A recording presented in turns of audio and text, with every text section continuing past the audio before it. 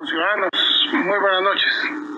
Quiero principiar mandando un saludo a los niños de Villa Hortensia 1, allá en San Juan Cotzal, en Quiché, quienes hicieron el favor de mandarme esta mascarilla, 1000 mascarillas que hicieron para repartir entre su comunidad. Lo simpático de esta mascarilla es que no solo llena los requisitos, sino que también incluso lleva filtros intercambiables, con lo cual demuestra que cuando se quiere, se puede.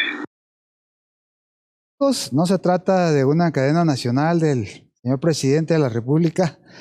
Esta es la continuación de nuestra prédica El Legado, parte 2. Más adelante me referiré a lo que acabas de ver y por qué hemos decidido iniciar esta prédica con esto. ¿Te recuerdas que estábamos hablando hace algún tiempo sobre la importancia de contar la historia más grande y que esa sola puede ser escrita por ti? Te mencionaba en aquella oportunidad que me regalaron un libro que estaba en blanco, con una nota en donde decía: por favor, quiero que llenes estas páginas con buenas acciones intencionales que agreguen valor a las personas, permitiendo que cada día tus palabras sean una crónica que describa la manera en la que estás marcando una diferencia en la vida de otros. Empieza ahora, me invitaba el autor intencionalmente a hacer una historia grande con tu vida. Amigos y amigas, dejar este mundo, pero intencionalmente pensar en dejarlo con algo bueno, con algo mejor a como lo encontramos, ese es nuestro legado, ese es tu legado. Cuando pensamos en un legado, estamos renunciando al yo y pensando en el nosotros, reconociendo la posibilidad de que solamente contamos con el hoy y que puede que el mañana no llegue, que la muerte nos encuentre con vida. No conformados a este siglo, sino transformando vidas. Durante estos días se ha evidenciado claramente la necesidad de pensar en que hay cosas mucho más importantes por las cuales vivir o morir. Por eso, los días más felices en nuestras vidas son cuando nacemos y luego cuando descubrimos el porqué. También hablé de un personaje bíblico, ¿verdad? Ahí está en la Biblia, hay 13 capítulos dedicados a relatar su historia y el profundo legado que él dejó. Vean, han pasado casi 2500 años desde entonces y ahí lo podemos leer. El último de los libros históricos del Antiguo Testamento. Su historia ocurriría por allá unos 440 años antes de Jesucristo.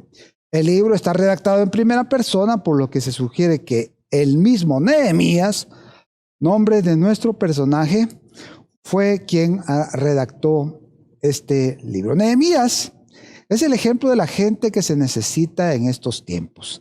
Gente con coraje, que se disponga a hacer la voluntad de su Creador, a ser parte de las operaciones de Dios.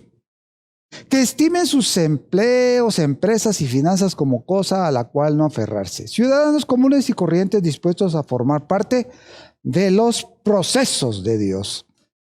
Después de todo, no sabemos cuánto tiempo nos queda. Y de veras no lo digo porque estemos con este virus. Si queremos ver nuevos sucesos, estos no van a ocurrir con opiniones airadas de lo que se debe hacer o lo que no se debe hacer. Después de todo, hoy Dios todavía necesita de muchos Nehemías que tomen acciones correctas para su reino. Si pudiéramos entrevistar a Nehemías, decía en aquella oportunidad, ¿verdad? En algún telenoticiario o en algunas noticias o cadena nacional como la que acabamos de ver, ¿verdad? E invitarlo a que nos cuente qué fue lo que él siguió, qué fue la receta que él nos puede dejar.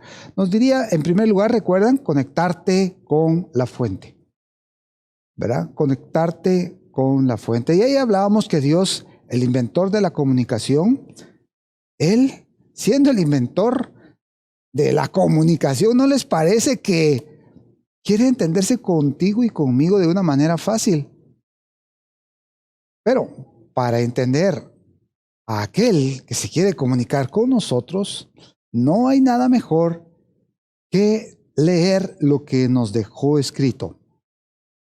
Y no hablo de las enseñanzas de Jesús solamente en el Nuevo Testamento, sino de toda su palabra a lo largo de la Biblia. El número 2 decíamos que para decidirnos a construir el legado, deberíamos empezar con la idea de servir, no de éxito monetario, de posición o grandeza personal, y que el mismo Nehemías era ejemplo de ello, porque a pesar de tener ingresos garantizados por ser el gobernador de Jerusalén en aquel tiempo, no hizo uso de esos impuestos, más bien puso de su bolsa, de su tiempo, ¿verdad? Y 3, y ahí nos quedamos la última vez, era desarrollar nuestro liderazgo al máximo, reconociendo que un líder es el individuo que ve más que los demás, que ve más allá que los demás y que ve antes que los demás. Y que si bien es cierto, todos nacemos con cualidades de liderazgo, nuestra tarea aquí en la tierra es desarrollarlo, porque un líder debe ser observador, tomar decisiones oportunas, pero sobre todo inspirar a otros en tiempos de crisis. Hoy vamos a hablar de los otros 4 aspectos que Nehemías nos podría dedicar en esta entrevista. El cuarto de ellos es perfeccionar nuestras habilidades. Y para eso vamos a utilizar la porción de Nehemías que está escrita en el capítulo 6, versículos del 5 al 11 en la nueva versión internacional. Sanbalat, Tobías y Gesén el árabe y el resto de nuestros enemigos, dice la escritura, se enteraron de que yo había reconstruido la muralla y de que se habían cerrado las brechas, aunque todavía no se habían puesto las puertas. Recuerden este detalle, las puertas. Primero se reconstruye, después van las puertas. Entonces Sanbalat y Gesén me enviaron este mensaje. Vean, tenemos que reunirnos de alguna manera en alguna de las poblaciones del Valle del Ono, ¿verdad? Pero Nehemías reconoce que en realidad lo que planeaban era hacerle daño. Así dice Nehemías que envíe unos mensajeros a decirles, estoy ocupado en una gran obra y no puedo ir. Si yo bajara a reunirme con ustedes, la obra se vería interrumpida. 4 veces, relata Nehemías, me enviaron este mensaje y las mismas veces le respondí lo mismo. La 5ª vez, Sanbalat me envió por medio de uno de sus siervos el mismo mensaje, solo que en una carta y detalle, estaba abierta, ¿verdad? Para que mensaje oculto, ya lo saben todos, que a la letra decía, corre el rumor, el chisme pues, ¿verdad?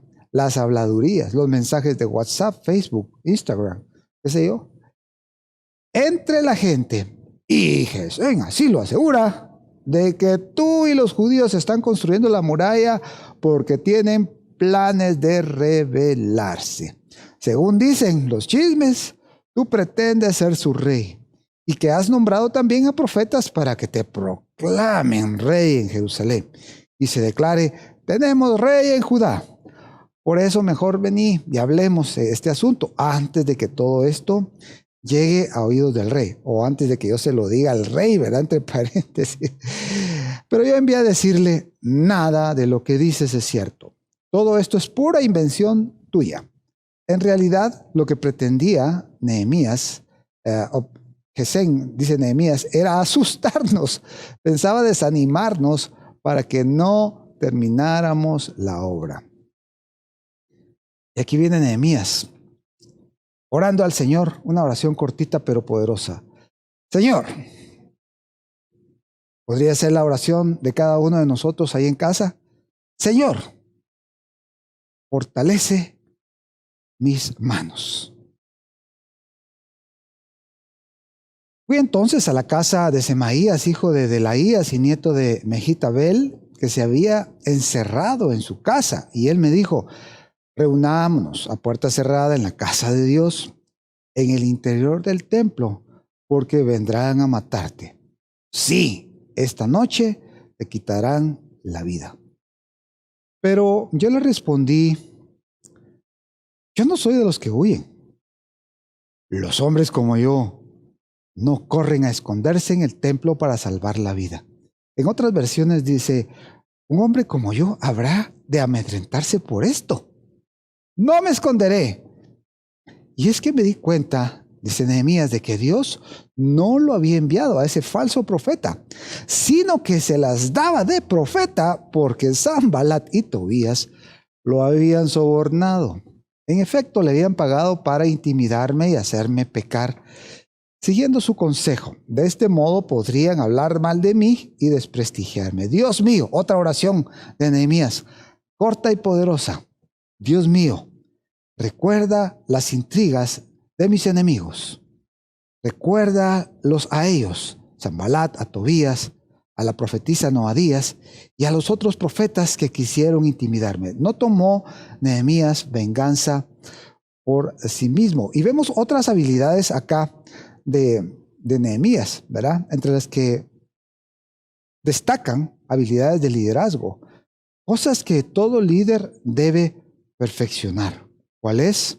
La capacidad para sobreponerse a las provocaciones, a las tentaciones, la capacidad para no tomar esos desvíos fáciles que a lo largo del camino se pueden presentar, la capacidad que debe tener un líder a huir,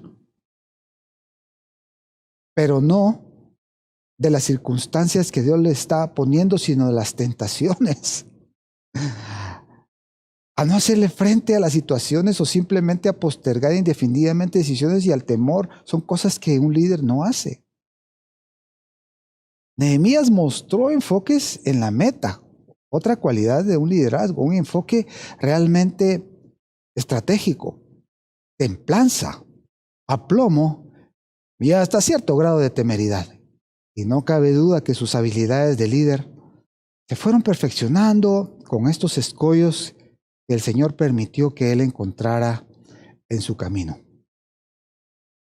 Según el pastor Paul Caram, en su libro de hermenéutica, hay al menos 7 áreas de oposición que enfrentaremos de parte del enemigo carnal, espiritual y por parte del maligno mismo, las cuales debemos perfeccionar y no dejar que nos sorprendan.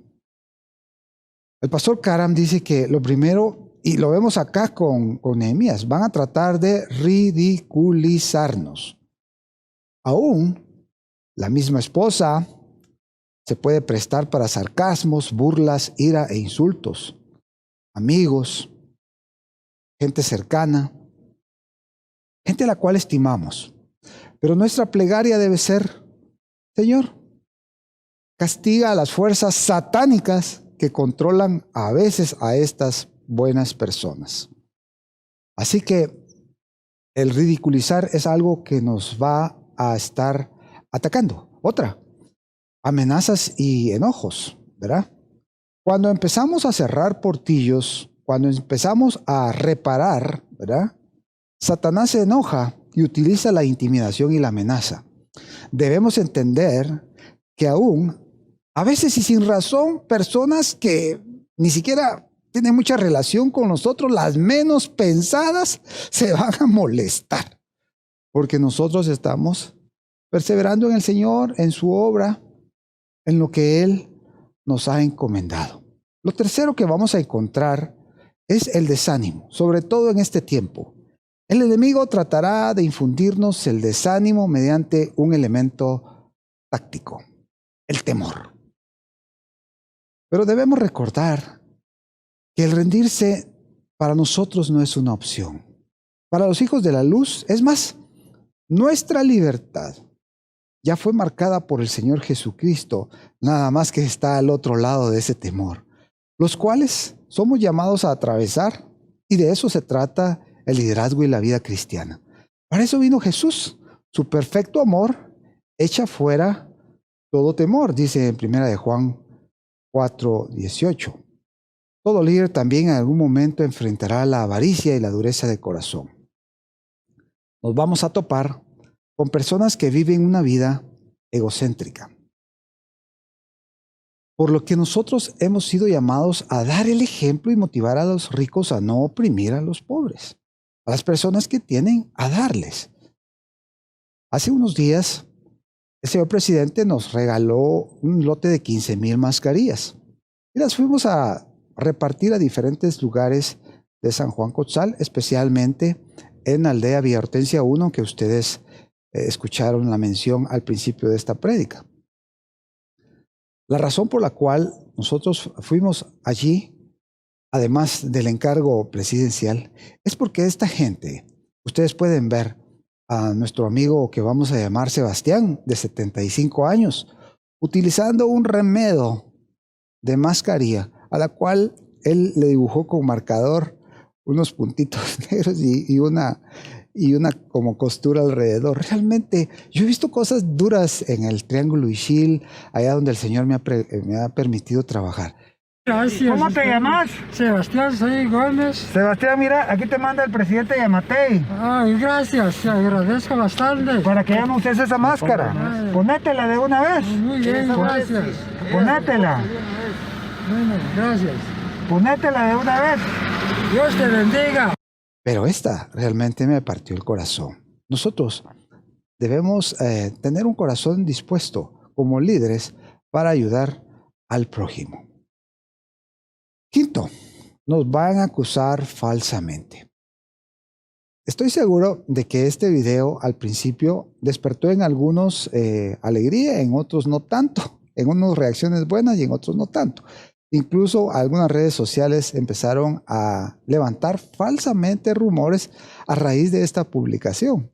Pero miren, estuve tentado de estrenarme en mi cuenta de Twitter, pero no lo hice, gracias a Dios. ¿Por qué? Porque los falsos rumores y los chismes son siempre destructivos. No importa que tú te empeñes en aclararlos, ¿verdad? Ni siquiera debemos tomar el tiempo de aclarar situaciones a veces que no vale la pena, creer en chismes y mucho menos propiciarlos, ¿verdad? Lo que sí debemos hacer es lo que hizo Nehemías, pedirle a Dios el discernimiento en cada una de las circunstancias que nos va a tocar atravesar. ¿Y qué tal esto? ¿Verdad? A veces que la gente ha tocado a siervos a través del dinero y no pueden porque el Señor de alguna forma ya trató con esa área específica de la vida del siervo, o con el licor, o con las mujeres. Pero aquí viene una cosa sutil. Yo también soy cristiano, venimos, platiquemos, ¿verdad? Mira, te voy a presentar a este profeta. Y empieza a darle una serie de falacias, de cosas que no vienen de parte del Señor. El tener comezón de oídos es dañino y recordemos que toda profecía debe ser corroborada en boca de varios. Y el séptimo aspecto que todo líder tiene que atravesar va a ser la traición por parte de gente cercana. El mismo Jesús sufrió esto y el pastor Karam afirma, hay amigos que en vez de ponerse de tu lado, van a defender a los malvados. No tiene sentido, ¿verdad? Es completamente desalentador, desconsolador que un hermano de sangre, por ejemplo, cercano, venga y en lugar de defenderte a ti, defienda a los malvados, a los corruptos, a gente que prefieren por posición, dinero o qué sé yo, o están siendo utilizados por el maligno, a veces sin darse siquiera cuenta. Recordemos que en la restauración de Jerusalén, primero se aportillaron los muros, es decir, se repararon las paredes, pues, ¿verdad? Y después se colocaron las puertas. Primero debemos tener este muro protector de salvación y luego podemos pensar en las puertas. Las puertas representan la gratitud al Señor por lo que Él hace, es decir, la alabanza. Según Isaías 60:18, en la versión NBLA, dice, no se oirá hablar más de violencia en tu tierra, ni de desolación, ni de destrucción dentro de tus límites, sino que llamarás a tus murallas salvación y a tus puertas alabanza. Los muros de salvación es ese vallado de protección que Jesús coloca alrededor nuestro cuando le aceptamos como nuestro Salvador personal. Por cierto, yo te invito a que hagamos un paréntesis corto acá y le entregues tu vida al Señor Jesús. Es fácil, es sencillo, solamente tienes que decir: Señor Jesús, yo te acepto como mi Salvador, perdóname. Creo en el sacrificio que hiciste por mí en la cruz del Calvario. Te entrego mi vida y mi corazón a partir de hoy. Este muro de salvación, este vallado de protección que Jesús coloca alrededor tuyo, que acabas de hacer esta oración, alrededor de cada uno de los que ya hicimos esta oración, sin embargo, puede sufrir alguna destrucción parcial por el pecado. Puede ser aportillado. Puede quebrarse en alguna de las partes. Por lo tanto, los muros de salvación, ese vallado de protección, debe cuidarse. Isaías 5, del 1 al 7, así lo indica. Israel es el viñedo de Dios, pero su desobediencia, por eso, Él quitó ese vallado de protección y hubo destrucción. Recordemos que el Israel espiritual somos nosotros, su iglesia.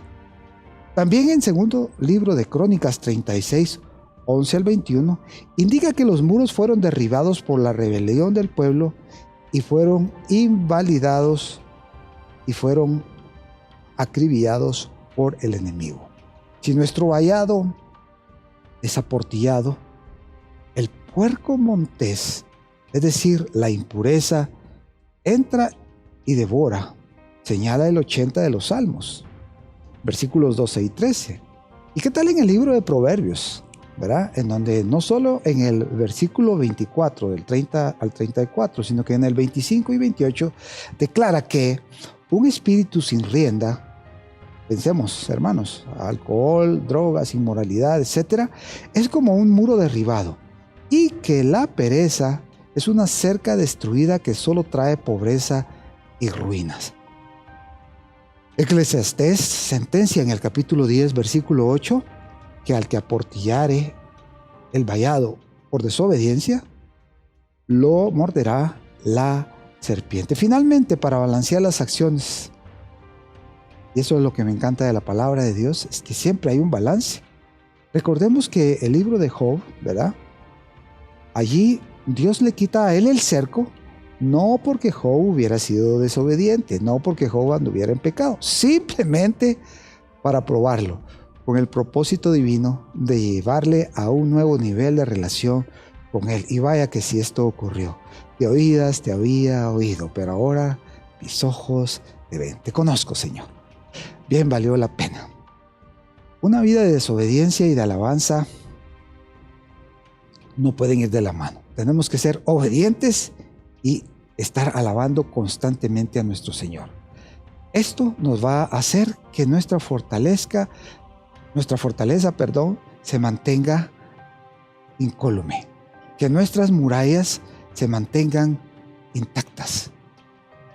Y además nos va a ayudar para tener un autocontrol en nuestras vidas, un enfoque en lo que el Señor quiere que nosotros hagamos, con el cual, hermanos, estaremos cumpliendo simplemente con lo que el Señor nos vino a encargar a cada uno de nosotros, a ti en particular, a mí, allá en el Triángulo Ischil, de cumplir su voluntad, declarándonos siervos inútiles, al final de esto, con mucha satisfacción y con la ayuda, claro, del Espíritu Santo.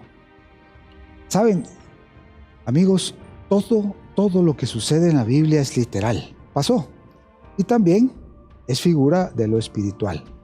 La Jerusalén espiritual representa a la iglesia y sobre todo en estos tiempos a nosotros, su novia, su iglesia.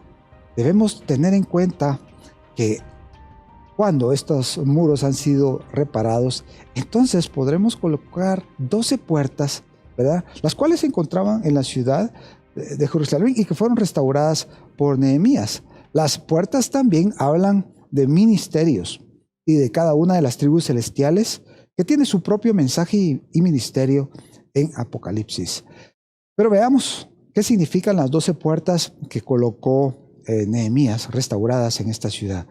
La puerta de las ovejas habla de la salvación a través de Cristo, lo que acabamos de orar.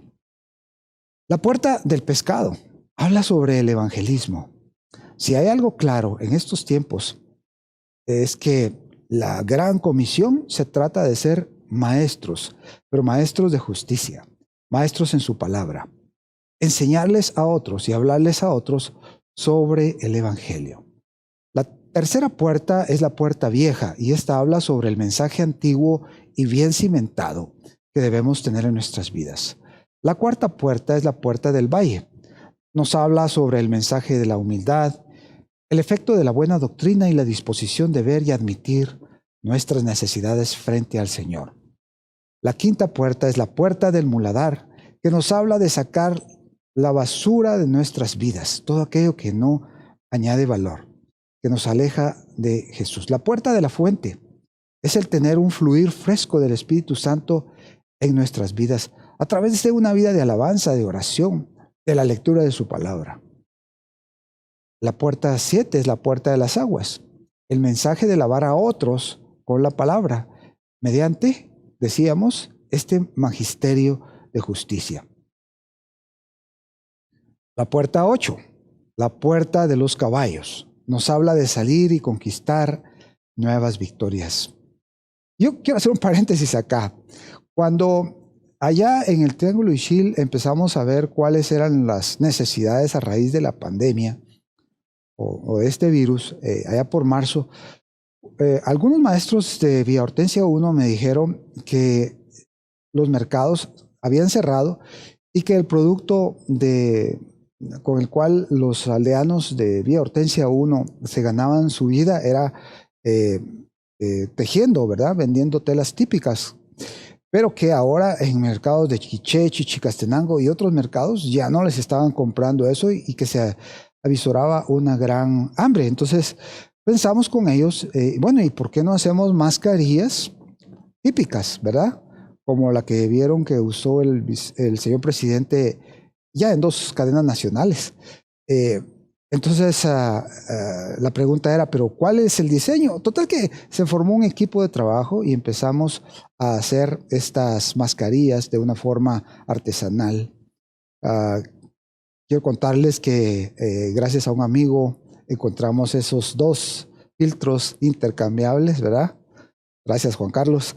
Y gracias a otro buen amigo, gracias, Freddy, logramos cumplir el anhelo de que el señor presidente usara estas mascarillas en cadena nacional, porque yo les dije a mis alumnos aquel día, si hacen un buen trabajo, si se esfuerzan realmente, y si este es un producto que incluso yo pueda venir y dárselo al señor presidente, les ofrezco que lo va a usar en cadena nacional. Un poco atrevida mi declaración, y para nada me estoy quemando cohetes. Solamente estoy dando testimonio de que la restauración te va a traer victorias. Victorias que jamás has pensado, cosas que jamás has imaginado, situaciones en las cuales nunca te hubieras situado si hubieras permanecido alejado, sin restaurar tus portillos, sin poner estas puertas maravillosas. Entonces, realmente esta noticia que el señor presidente les dio a los alumnos, profesores de Villa Hortensia 1, para nada es el logro del Fondo Nicolás para la Educación o del Colegio Cristiano Nicolás, para nada, sino que es un logro grupal. Ahí hubo fiesta en el pueblo, hubo un hashtag ahí de orgullo de San Juan Costal. En fin, qué bueno que estas victorias se puedan llevar en el nombre de Jesús, que Él es el autor de esta victoria, que Él es el que merece todas las palmas, que Él es el que merece todo el reconocimiento, porque Él es el que pone tanto el querer como el hacer en nuestras vidas. ¿Y qué tal la puerta número 9, la puerta oriental? El mensaje de poder y gloria a través de la resurrección en nuestras vidas. Creemos que va a venir una resurrección, ya sea que vivamos o muramos, ¿verdad? Para Él lo hacemos. Y que si morimos, pues hay una resurrección, ¿verdad? Es tan solo el principio de algo. pero que cuando muramos, cuando dejemos este mundo, dejemos algo bueno, dejemos un legado. Y de esto se trata el mensaje. La puerta número 10, la puerta de Efraín, el mensaje de la doble porción y de la restauración, lo que estamos hablando. La puerta del juicio, que nos habla de recompensas presentes y eternas. Y finalmente, la puerta número 12, la puerta de la cárcel, la madurez para adoptar el mensaje de restricción, tal como Pablo, quien se declaraba a sí mismo prisionero de Cristo. Amigos, Nehemías nos relata que el muro fue terminado y el gozo, dice, se escuchó desde lejos. Pero Nehemías dijo claramente, dije, aquí hay un punto que a mí me fascina y lo estoy poniendo cada vez que alguien pues nos felicita o nos manda un mensaje de aliento por la obra que se está haciendo allá. Sépase que por la bondadosa mano de Dios sobre nosotros es que ha sido hecha esta obra. Sépase. Yo no estoy promoviendo para nada, por favor, a ningún gobierno. No estoy promoviendo a ninguna organización, a ningún colegio, aunque agradezco mucho, ¿verdad?, que el señor presidente en persona se tomara el tiempo de llamarme a mi celular. Casi me da el patatuche ahí. Yo creí que me estaban llamando de algún banco, de la tarjeta de crédito. Y yo, otra vez. Y cuando me dice, iba en España. Me dice, sí, señorita. Pues lo mismo que hacen las tarjetas de crédito, ¿verdad? Un momentito, por favor, le va a hablar el señor presidente. Y yo, ¿qué? Bueno. Ha de ser alguna broma.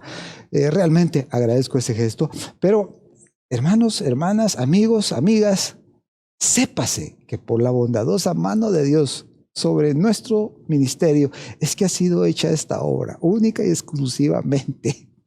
Él nos ha encomendado en tiempos de este virus cosas increíbles que han estado pasando.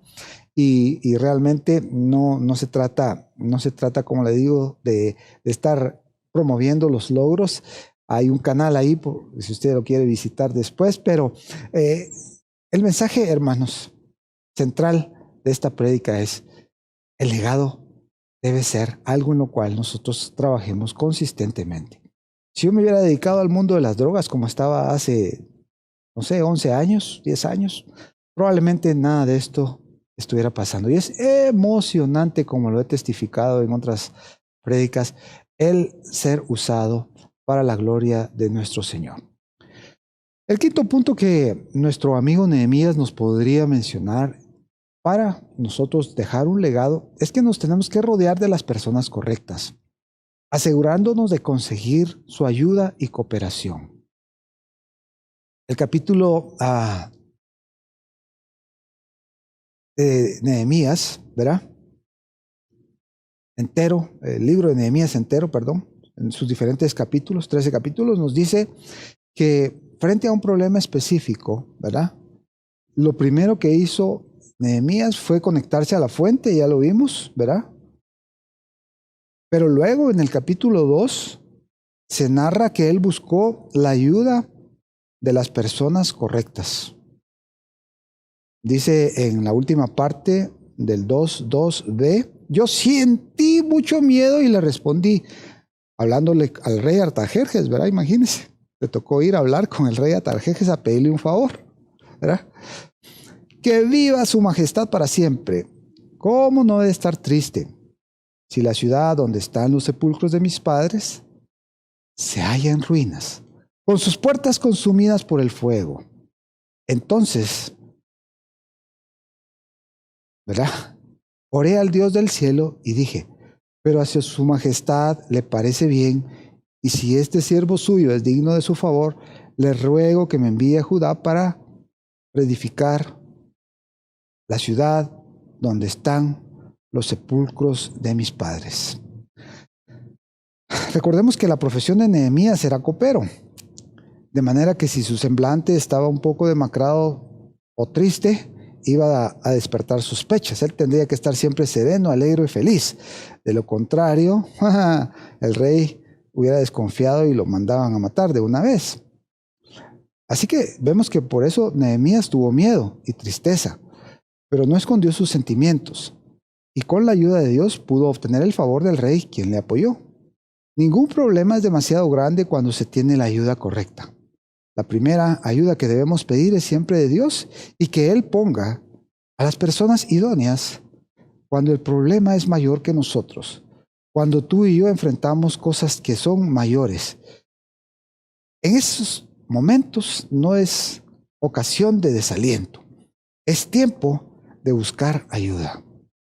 Debemos pedir ayuda de los otros cuando el problema se convierte en personal. Debemos pedir la ayuda de otros, pero debemos estar dispuestos a hacer nuestra parte.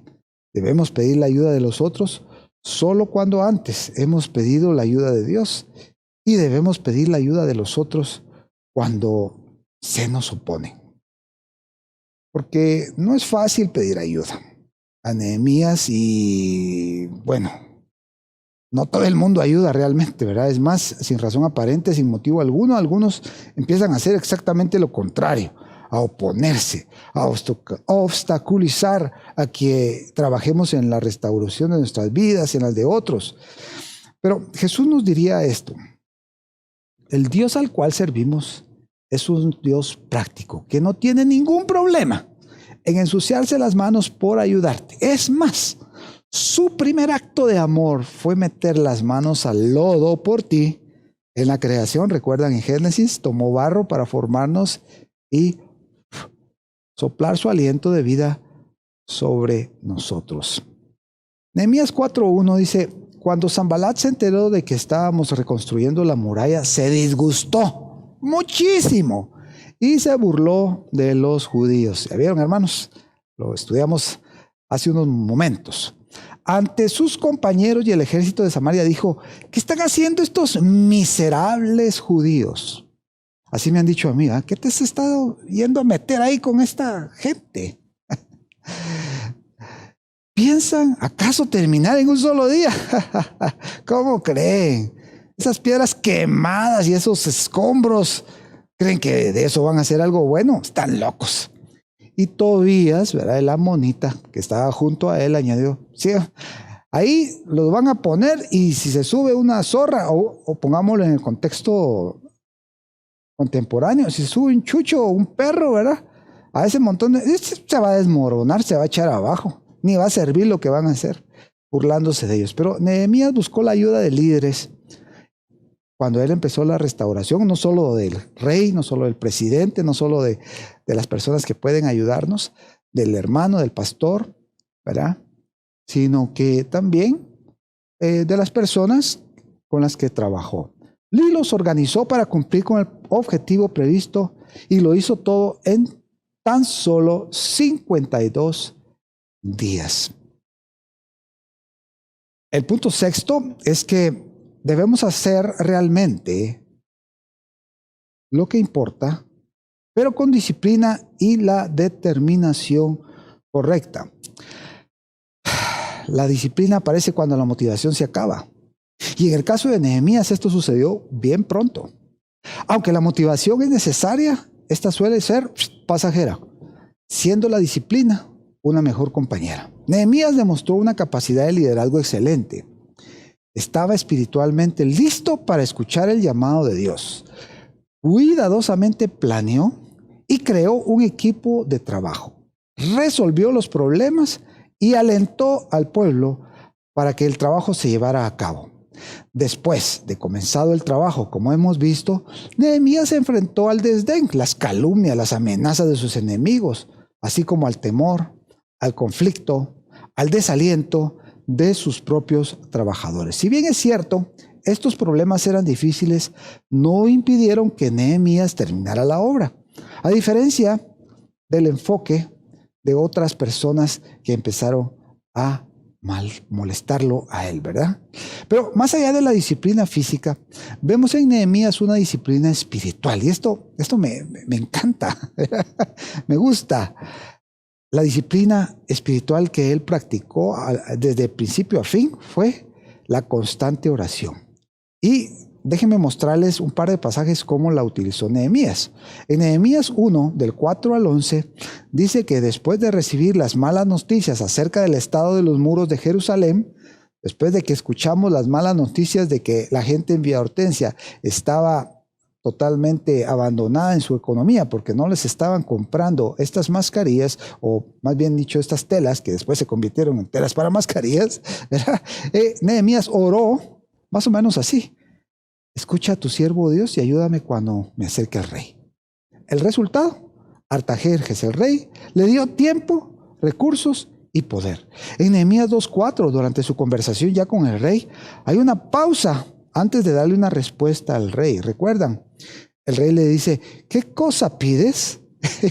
Bueno, ahí, en ese momento, uno tiene que responder, porque cuando uno está frente a una autoridad o algo, se pone nervioso. Cuando yo recibo la llamada de Yamatei, del señor presidente de Yamatei, me dice: mucho gusto, Iván, lo saluda. Y yo: ¿qué tal, señor presidente? Pero ya no le dije nada más, en titubeos, pero que no nos pase lo que me pasó a mí, que nos pase lo que le pasó a Nehemías. El rey le preguntó: ¿qué cosa pides? Y entonces él dijo: oré al Dios de los cielos. Pero haber sido algo rápido: Señor, ¿qué le digo? ¿Qué le digo? ¿Verdad? Y en el 5, ¿verdad? Él le responde al rey, ¿verdad? ¿Qué habrá orado Nehemías en esta corta pausa y qué respuesta recibió? El resultado fue positivo de todas formas. En Nehemías 4, del 4 al 5, después de que Tobías y Sanbalat se burlaron y lo ridiculizaron, Nehemías expresó su ira a Dios, ¿verdad? Ella le dijo: somos objeto de menosprecio. Somos, Señor, ¿verdad? Objeto de menosprecio, imagínense, ¿verdad? Así que tú decides qué hacemos con ellos. Qué lindo, ¿verdad? No tomar la venganza, no contestar ese WhatsApp, no contestar ese correo, no devolver mal por mal, sino que una pausa: Señor, nos están molestando. Señor, somos objeto de menosprecio. Señor, tú sabes lo que estamos haciendo. Así que tú decides qué hacemos con ellos. El resultado, ¿verdad? Al final fueron avergonzados y además Tobías, Sanbalat y Gesén temieron. En Nehemías 4:9, después de recibir amenazas por parte de sus enemigos, entonces volvió a orar y tomó precauciones para él y todo el equipo. También los puso a orar a ellos. El resultado: nunca fue necesario el uso de la fuerza en contra de ningún ejército enemigo. En Nehemías 6:9, frente a nuevas y reiteradas amenazas, oró pidiendo fortaleza para sus manos. El resultado: Dios mantuvo su estabilidad emocional, física, y pudo continuar y terminar la obra, como decimos, en 52 días. Nuevamente en Nehemías 13:29, ¿verdad? Habla sobre quejándose Nehemías: mira, estos están contaminando el sacerdocio, ¿verdad? Y le pidió a Dios que él tomara la venganza. Se mantuvo sobre la línea de la disciplina divina. Y por último, Nehemías 5:19, 13:14 y 22:31. Cuando las personas cuestionaban sus motivos para actuar, solamente le pidió a Dios que se acordara de él y de su servicio. El resultado fue que Nehemías mantuvo claridad en los propósitos divinos, disciplina para no desvariar y dejarnos un legado que hoy, 2500 años después, prevalece. El ejemplo de Nehemías fue emulado por el pueblo de Israel. Relata que los israelitas hicieron el compromiso por escrito de pagar los diezmos, de no ser negligentes con la casa de Dios, de casarse únicamente con creyentes para preservar la moralidad. En aquel tiempo, las otras tribus eran afines a dioses paganos y contaminaban de alguna manera a ese linaje santo que el Señor quería proteger, así como a poblar la ciudad de manera de que el 10% se quedara en la capital y el 90% en la provincia. Por último, el número 7. Nehemías nos diría: valora las oportunidades. No hay oportunidades pequeñas. Sé humilde. No hay tareas de segunda categoría en el reino de Dios. Cuando trabajamos para el Señor, todas, absolutamente todas, son misiones diplomáticas. Ya se trate de limpiar una pared, de lavar unas sillas, de trabajar en el video, de ir a predicar, de llevar unas mascarillas a los más necesitados. Todo es una misión diplomática, pues estamos actuando en nombre y en representación del reino.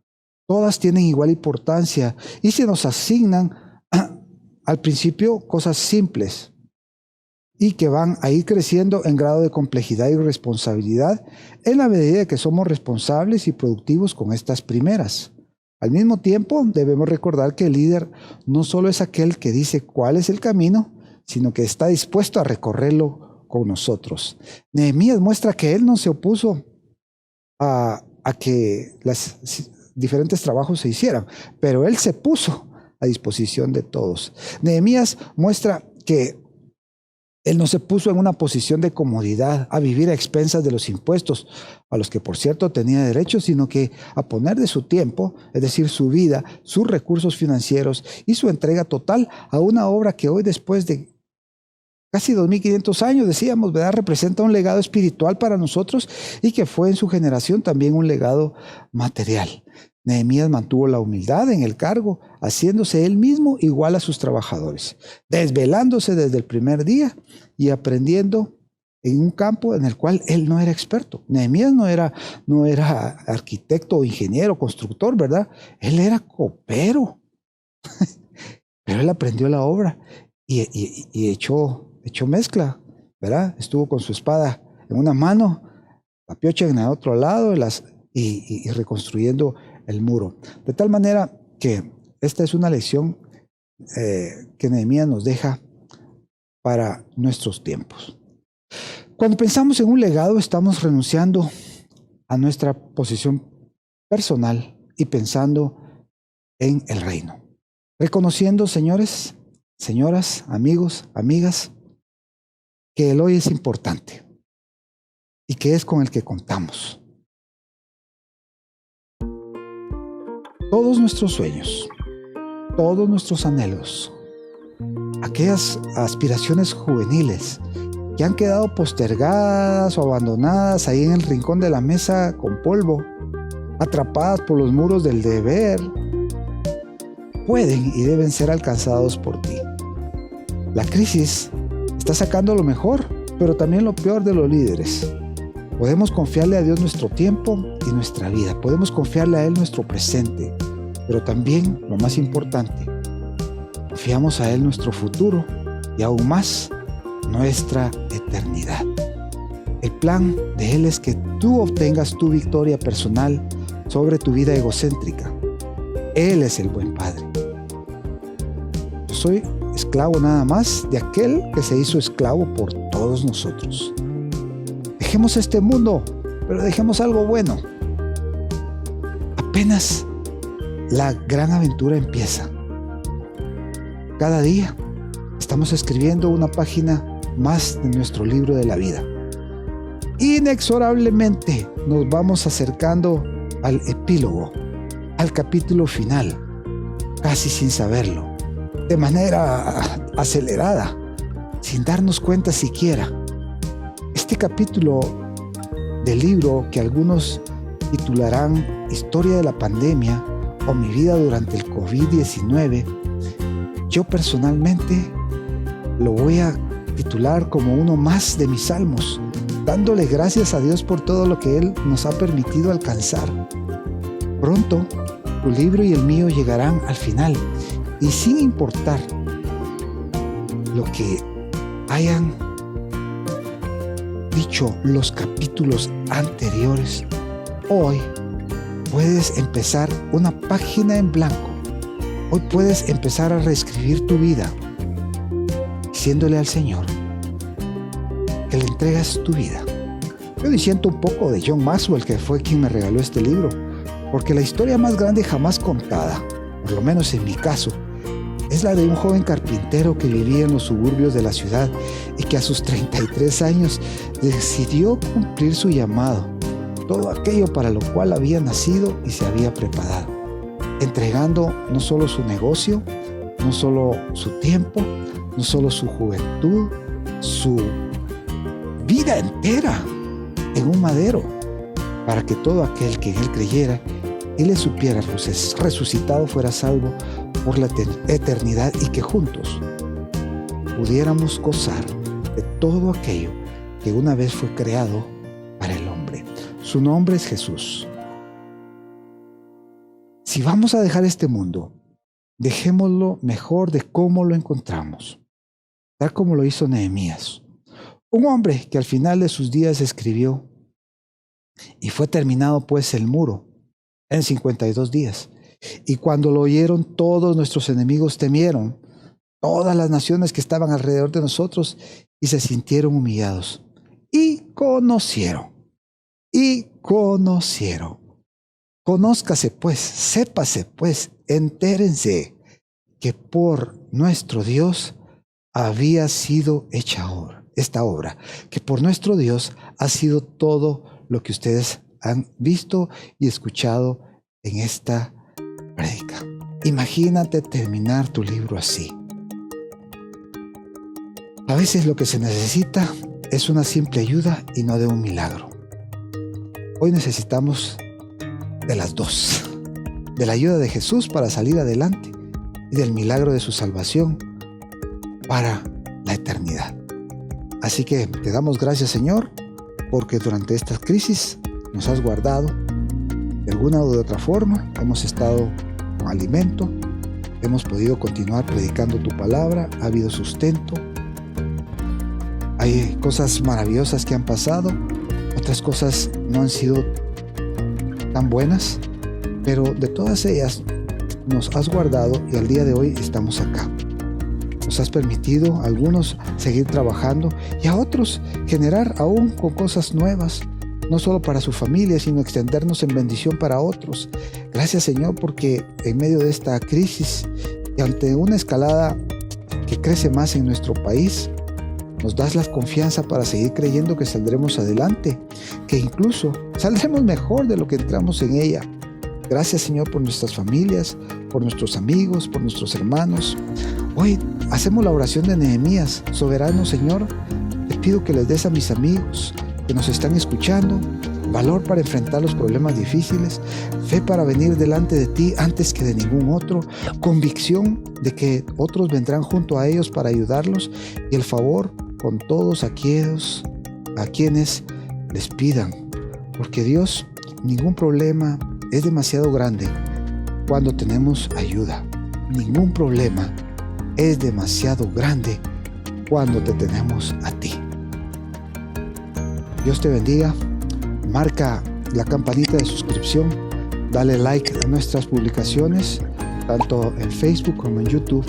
Y si tienes alguna consulta, comunícate con nosotros por estas vías. Nos vemos en la cumbre.